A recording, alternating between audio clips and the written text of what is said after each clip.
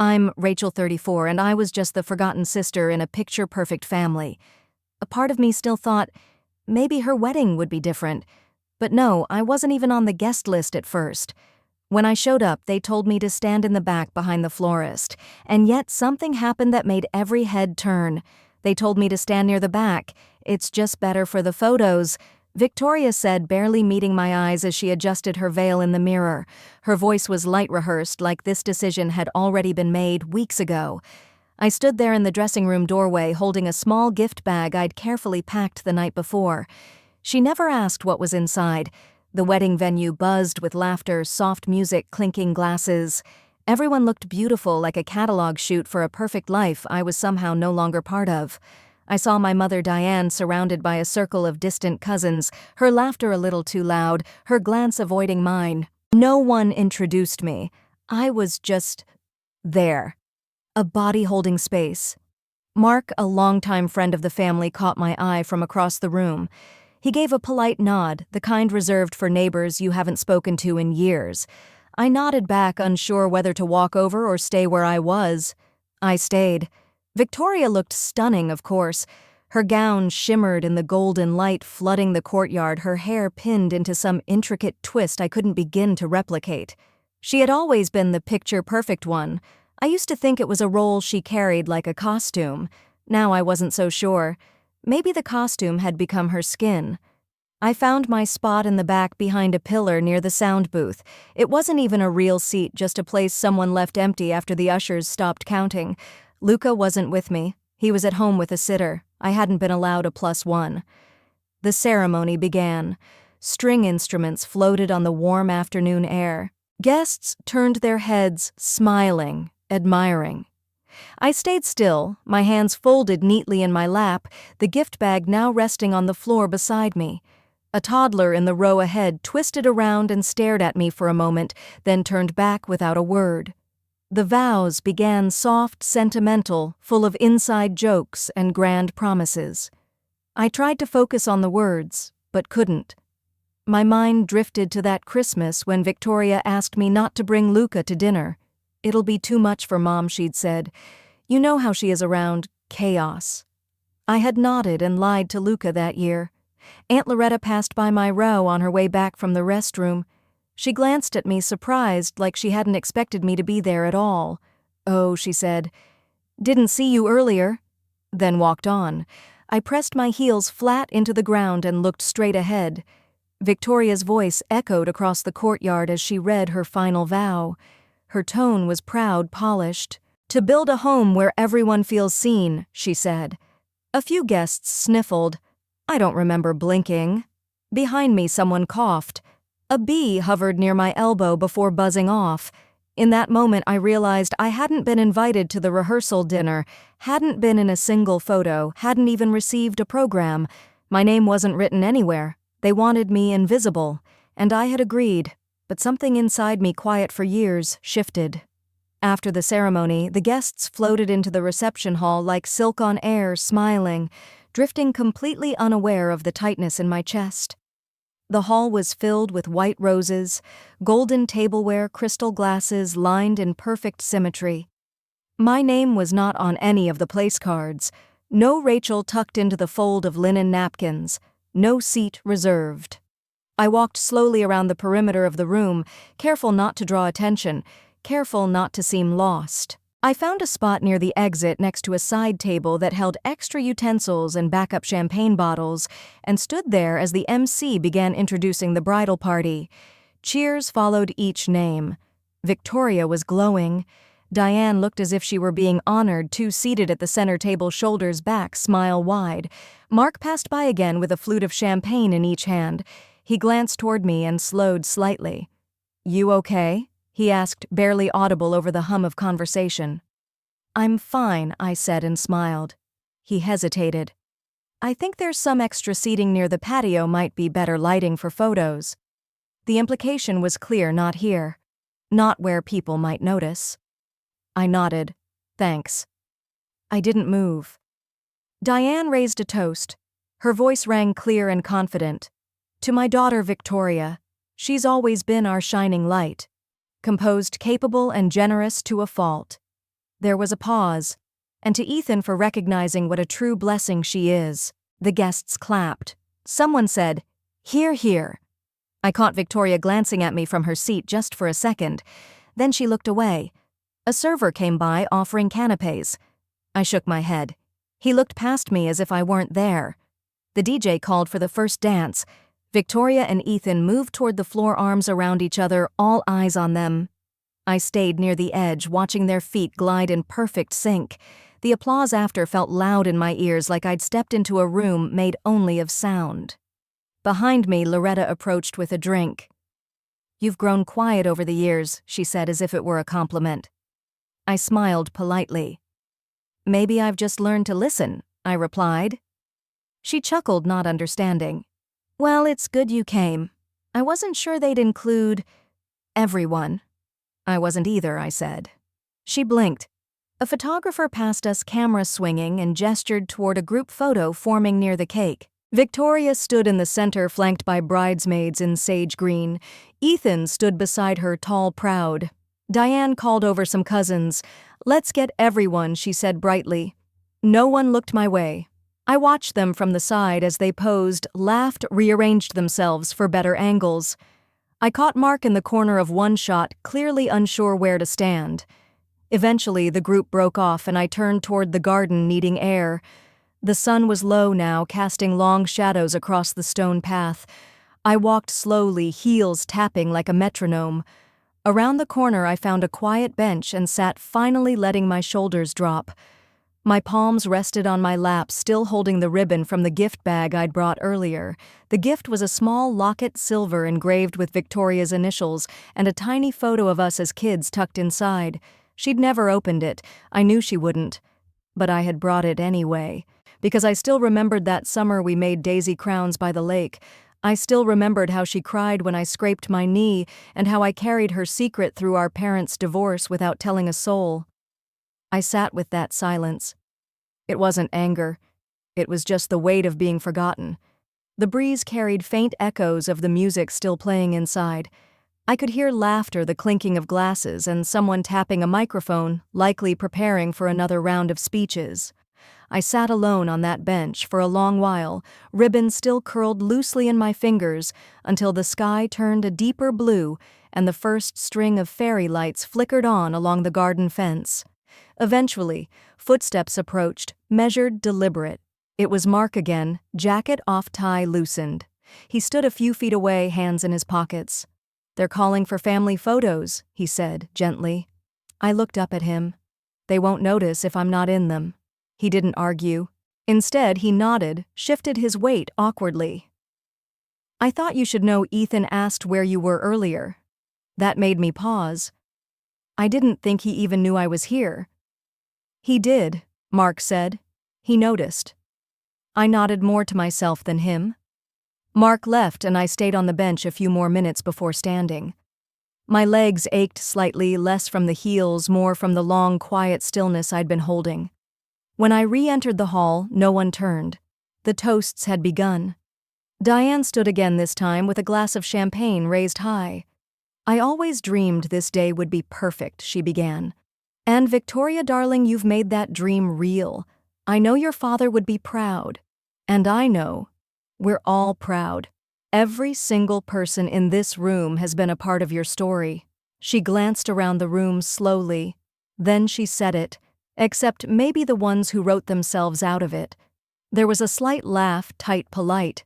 I didn't flinch. I simply walked past the crowd, quiet as breath, and found a small spot near the back where servers moved in and out. I could see the head table clearly. Ethan had not laughed. He was looking at Diane, then at Victoria, then slowly scanning the room. He caught my eye.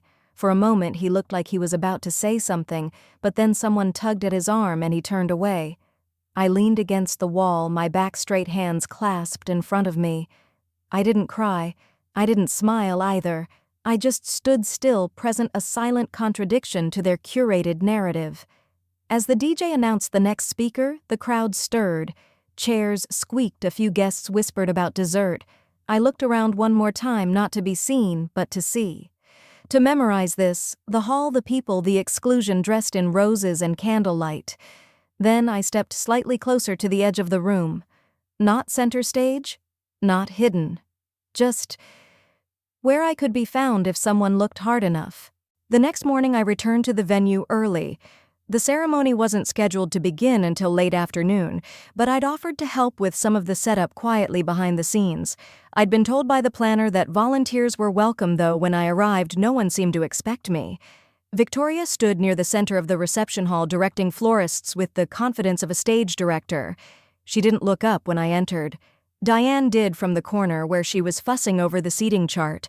Her eyes caught mine, narrowed slightly, then returned to the gold-tipped name cards. I walked toward a stack of programs near the gift table and began organizing them. I wasn't spoken to for the first 20 minutes. When a server accidentally bumped into me while carrying champagne flutes, I apologized. He smiled awkwardly. "Didn't see you there." That line stuck with me. Didn't see you there. I stayed in the shadows most of the morning, helping fold napkins, lighting votive candles, and picking up dropped petals from the floral arch. I watched as Victoria received compliments from the venue staff, from Loretta, and from distant cousins I hadn't seen since our father's funeral. "You've done it all so beautifully," one of them said, clasping Victoria's hands like they'd just witnessed royalty. Victoria smiled, glowing in her satin robe. "We've waited a long time for this. Everything had to be perfect. Is Rachel helping with anything?" someone asked, voice light, almost teasing. Victoria tilted her head, barely glancing toward where I stood behind the dessert table. "She's around," she said with a small shrug. "I think she prefers to keep to herself. Always has." The conversation shifted. I turned away, pretending to check the silverware. Later, when the rehearsal began, I was instructed to stand in the back row. Just for spacing. The planner had said, though, her eyes flicked toward Victoria as she spoke. Mark approached me during a break. He handed me a bottle of water and leaned against the wall beside me. "You okay?" he asked, his voice low. I gave a small nod. "Just trying to stay out of the way." He watched me for a moment. "You know you don't have to." I didn't answer. I didn't know what to say. Then a sharp voice called across the room. "Diane." "Rachel," she said, waving me over, "could you please help Aunt Loretta with her shoes? She's having trouble getting them on and everyone else is busy." I looked at Loretta seated, frowning at her strappy heels. I walked over without a word and knelt beside her. As I adjusted the buckle on her shoe, she spoke not unkindly, but distantly. "You used to be so bright, you know. You had so much ambition." My hands paused. "I remember when you were 10 always drawing those little dresses. We thought you'd be famous." I fastened the buckle and stood. She looked up. "What happened, dear?" Before I could answer, Victoria called out from across the room, "Mom, the planner said we're short one bouquet. Did Rachel take one by mistake?" Laughter trickled through a few guests nearby. Diane responded without hesitation. "I'll check her bag." They were joking. At least I think they were. But no one said it was a joke, and no one stopped to see how I reacted. I stood still for a moment, then walked quietly out of the room and into the hallway where the noise dimmed. I leaned against the cool wall, letting my breath steady.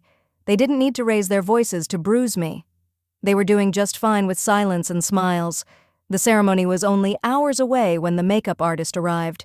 All the bridesmaids, including some of Victoria's college friends I barely knew, gathered in a room filled with curling irons, palettes, and the sugary scent of hairspray.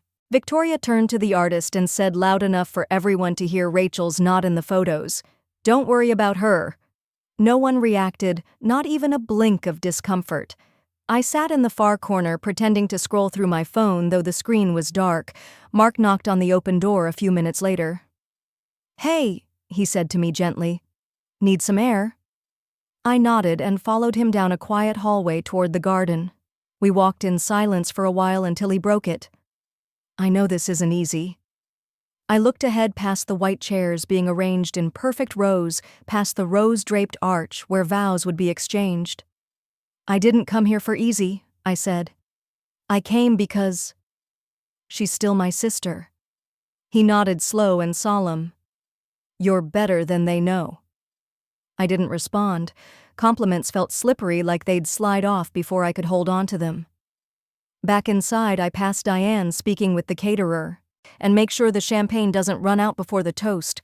The last thing we need is Rachel lurking near the bar again." It was said with a smirk, a whisper just loud enough. My name was always just under their breath, never loud, never brave, but always sharp. I went back to the prep room to collect my bag when I found Loretta trying to close a box of wedding favors. "Can I help?" I asked.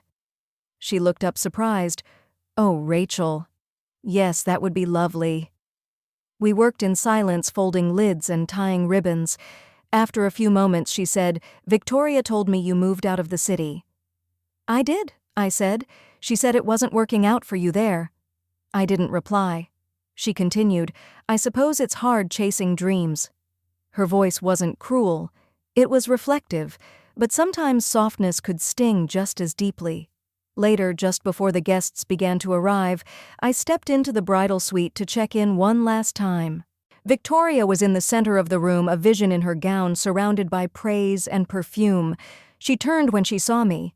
"Oh, you're here. I wanted to say congrats," I said quietly. "You look beautiful." Her smile was tight. "Thanks. I hope you'll stay out of the photos. We've already finalized the album layout." I gave a small nod. "You understand?" she added, adjusting a bracelet. "It's just easier that way." I didn't argue. I didn't cry. I didn't even blink hard. I just said, "Of course," and turned to go. But before I reached the door, she added, "Rachel." I looked back. "Try not to wear anything too loud. It's important the colors don't clash." I glanced down at my pale blue dress, modest, simple, forgettable. "Don't worry," I said. "No one's really looking at me." I left the room, closing the door softly behind me. The corridor outside was empty. I took a deep breath and stood still, letting the silence settle around me like armor. As the guests began to arrive, I slipped quietly into the far back of the ceremony space. The white folding chairs gleamed under the afternoon sun, and classical music hummed from hidden speakers. The wedding planner motioned for people to be seated. Diane walked in with confidence, holding Loretta's arm like a prize ribbon, both draped in coordinating pastel silks. I watched as they took front-row seats, laughing softly with the other early guests. I stood near a tree at the back, half-shadowed by its branches. Someone brushed past me, murmuring, "Staff should wait near the side tent." They didn't look up.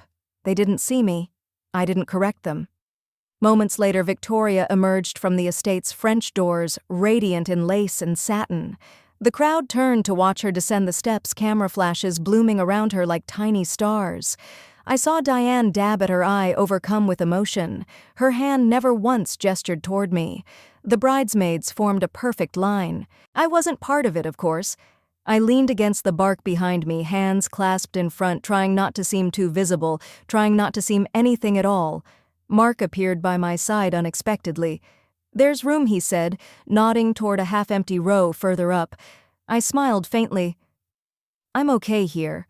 He looked at me for a long second, then nodded and stepped forward to take his seat. The ceremony began. Ethan stood beneath the arch, flanked by his groomsmen. He looked nervous but not unhappy. His eyes flicked over the crowd, twice. I think they landed on me, but he said nothing. The officiant welcomed everyone, and the vows began in earnest. Victoria's voice, clear and practiced, rang out across the lawn. She spoke of love, loyalty, future dreams. Then came Ethan's turn. He took the paper from his jacket pocket, unfolded it with care, then paused. He glanced again at the crowd. His eyes rested on Diane. Then Victoria. Then just for a moment on me. His hand lowered. He began. A hush fell over the guests. "I'm sorry," he said, voice catching. I can't read these right now." Victoria turned to him, confused. Her lips parted just slightly. The officiant stepped forward as if to guide him, but Ethan raised one hand gently. "I need to speak," he said, truthfully. The tension in the air was sudden and sharp, like a snapped violin string. But I didn't move. I didn't breathe.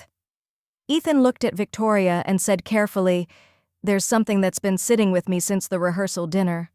Victoria stiffened.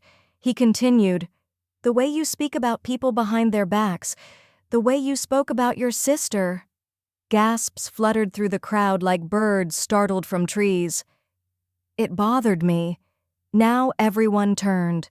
Diane was frozen, mouth slightly open. Victoria whispered something inaudible, her face pale, and Ethan added, "I know what family's supposed to look like, and I don't think this is it." The officiant stepped forward again, hesitating. "I need a moment," Ethan said, stepping away from the arch. Then he looked past the first few rows, past the pastel dresses and manicured smiles. He looked directly at me and nodded. He didn't say my name. He didn't need to, but everyone turned. The silence after Ethan's words didn't fill with whispers or nervous laughter. It stretched taut and weighty as if no one dared exhale. Victoria turned to him, stunned. Her hands were still holding the bouquet, but it now looked awkward in her grip, like something borrowed from another scene. What are you doing?" she asked, her voice barely above a whisper. But Ethan didn't respond right away. He stepped away from the arch, completely, walking slowly down the aisle, not toward the mansion, not toward the guests, but toward the back. Toward me. I didn't know where to look. For a second, I considered stepping behind the tree just out of sight again, but my feet didn't move. He reached me. "Rachel," he said simply, and just my name spoken aloud in that moment undid something in the room, or the garden, rather. It felt like a room, like a place suddenly turned inward on itself. Everyone turned, craning their necks. Even Diane stood clearly rattled. Loretta whispered something urgently into her ear, but Diane brushed her off and stepped forward, her expression stretched between confusion and disbelief. Ethan didn't say anything more to me. He just stood beside me for a moment in silence. Then he turned back to the crowd. "I won't marry someone who ridicules her own blood," he said, his voice even now no longer shaky. Victoria stood frozen near the altar, her face unreadable. For the first time since I arrived, she looked directly at me, not past me, not through me, at me. A few guests began murmuring again. Mark stood up, halfway unsure whether to approach. Diane's heels clicked against the flagstone as she stormed forward. "This is outrageous," she hissed. "You're embarrassing yourself." Ethan didn't move. Diane's voice sharpened. "We've planned this for a year. Your parents flew in. Your family." "My family." Ethan interrupted quietly but firmly, "isn't measured by seating charts." He didn't raise his voice, but no one spoke over him. Victoria stepped forward now. Her voice wavered. "You're making a scene, Ethan. This is our day." "Our day?" he repeated almost gently. "Then I think you made it yours the moment you handed your sister's invitation to the florist." A gasp came from someone in the third row. Loretta stood now too and glanced toward me, but her expression wasn't surprised. It was regretful. The twist of her mouth, the way she looked down, she'd known. I hadn't said a word yet, and I wouldn't. Not here. Ethan looked at the crowd once more. "I don't need a mic to say this.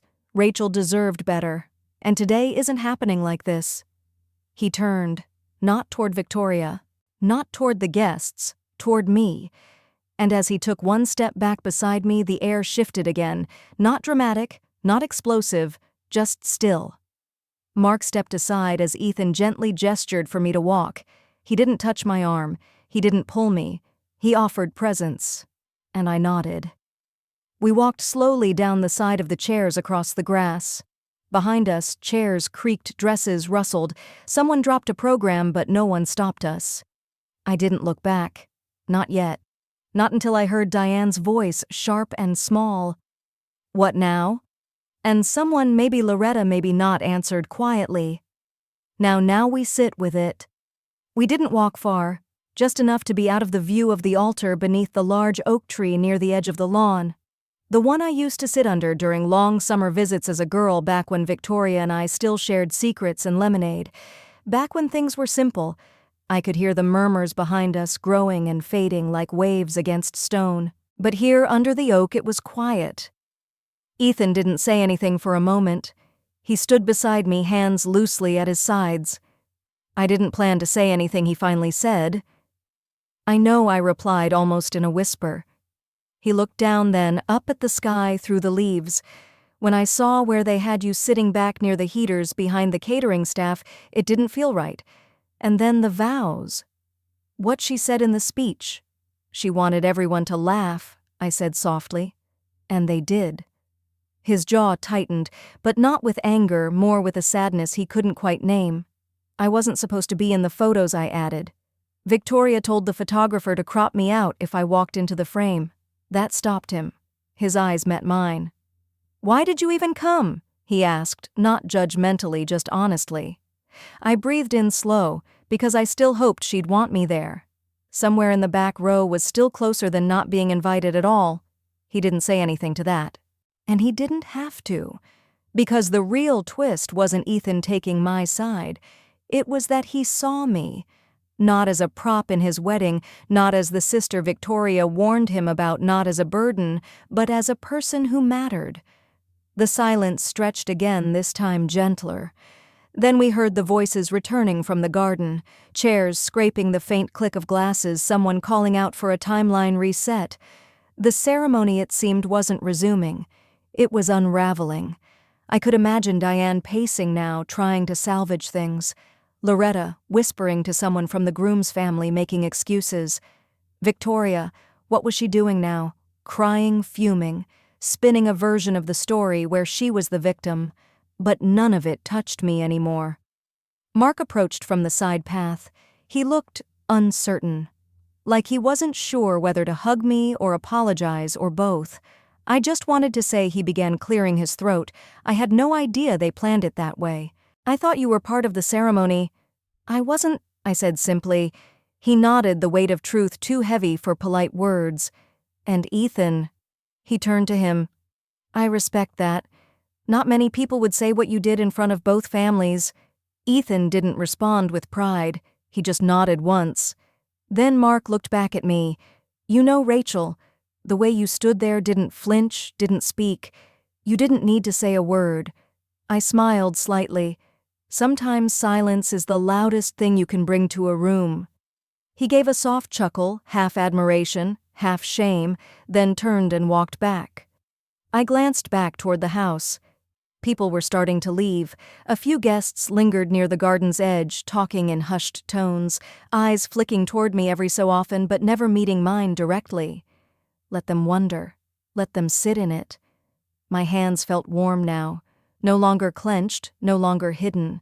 Just open, relaxed. Ethan broke the silence again. "You know, I think I'm done here." I looked at him. "You mean the wedding?" He gave a small shrug, or the performance of one. "I'd rather start something real, even if that means starting over." It wasn't a proposal. It wasn't romantic. It was honest, clean. The way silence becomes sacred when it's not used to hide. I nodded again. And for the first time all day, the nod wasn't about conceding. It was about beginning. We walked back slowly, but not because we were reluctant. There was a strange calm now, like the dust had finally settled, and the air knew what it had been carrying all along. When we reached the back lawn, the string quartet had stopped playing. The wedding planner was frantically speaking into a headset, her carefully rehearsed schedule now useless. The photographer stood idle, uncertain whether to keep capturing or pack up. Plates were untouched, wine glasses still half full. And Victoria, my sister, stood near the altar alone. Her veil was pulled back, her cheeks flushed, not from joy but confusion. Her posture was stiff, but her eyes were scanning, searching for something she could no longer locate control. I didn't approach her. I didn't need to. Instead, I walked toward Diane and Loretta, who were still huddled near the catering station, whispering harshly. Loretta glanced up as I passed, then looked down. Diane held her stare a beat longer. Not apologetic, just stripped of confidence. I didn't stop walking. The gravel path that led to the side parking lot crunched gently under my heels. My car was still there, tucked between two luxury rentals, modest but dependable like me. As I opened the door, I saw movement in my periphery. Ethan had followed a few steps behind, but he didn't rush. He didn't call out. I paused before getting in. "Are you okay?" he asked, hands in his pockets, now voice even. I turned slightly, meeting his eyes. "I'm not hurt," I said.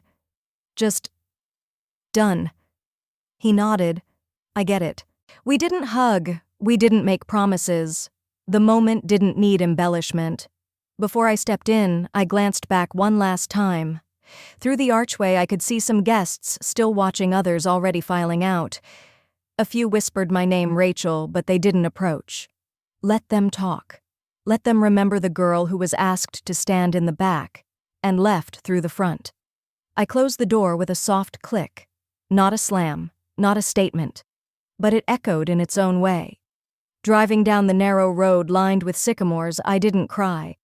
I didn't replay the speeches or imagine a different outcome. I only thought of that moment under the oak tree when someone finally looked at me, not with pity, not with mockery, but with understanding. That was enough. At the first red light, my phone buzzed in the passenger seat. A message from Mark. Just wanted to say I hope you keep showing up, even when they don't deserve it. I didn't reply. Not because I didn't appreciate it, but because sometimes silence is the only language that feels true. The light turned green. I drove on. Some truths don't need to be shouted to be heard. Some victories don't need a stage to be seen. And sometimes the quietest exit leaves the loudest echo.